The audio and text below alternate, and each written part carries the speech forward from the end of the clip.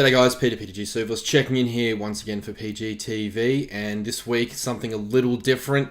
We're not going to do a top 5 and 5, we're going to do a player profile and a bit of an in-depth look at one of the prominent players in the community at the moment.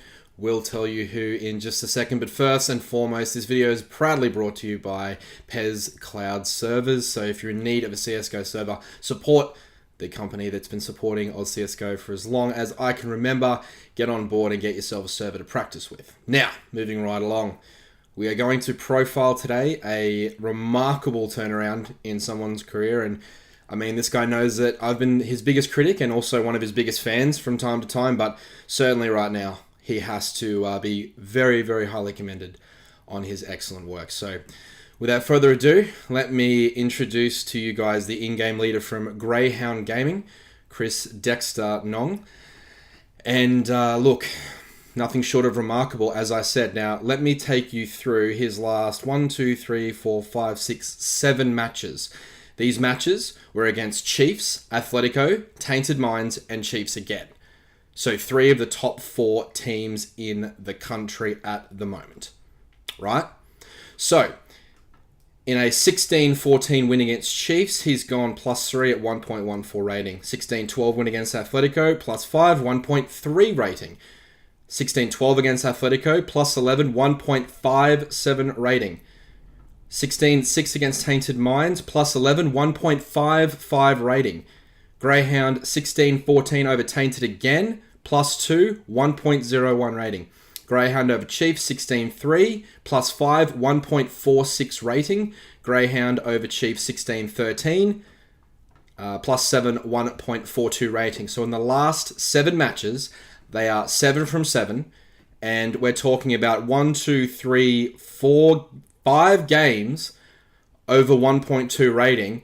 2 of which were over 1.5 rating, and 2 of which were over 1.4 rating. Guys, I don't know if you guys are, fully aware of how the rating system works, but like anything over 1 is considered like a good rating. Anything over 1.2, and it's considered like a star player rating, right? This guy is the in-game leader for currently the side going 7-0 in their last 7 games in Australia. From the IGL position, this amount of output is absolutely remarkable. I can't actually remember the last time there was output like this from the IGL position, apart from stints where Destiny has filled in that role, and he's been able to provide that level of firepower from that position. But as long as I can remember, I can't find another IGL that's put out ratings like this over 7 matches this consistently. So I mean, if you want to look to why suddenly Greyhounds are winning, just, look at the matches since Dexter's joined, and you can see that he's really hit his groove. I was very critical of him for a long time because I thought that he was perhaps a second-in-charge player that really wanted that IGL role but didn't really fit with the way he played, and I thought he was better sort of like out of that role, but it turns out he's just a fucking stud in the IGL role. And he's got the players around him that can do good work. And I think that now Urcast actually benefits a lot from Dexter because he can now slot into that 2IC role, and they've got great leadership from the top down, and then they've got obviously good complementary pieces at the moment, Burn, Prackham, and also obviously Gratisfaction. I believe that there's a roster change coming for those guys. Not sure if it's been announced. I think maybe it has, but just in case it hasn't, I won't say anything.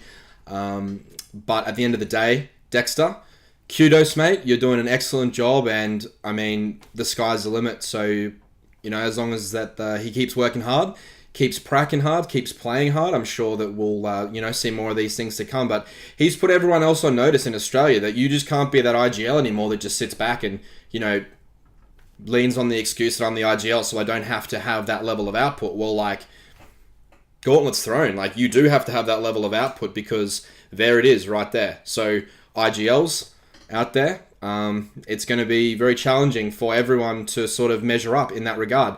But not to mention the fact that in Kings, EMAG is in that role. And I think that EMAG can do that frag and IGL role just as well as Dexter.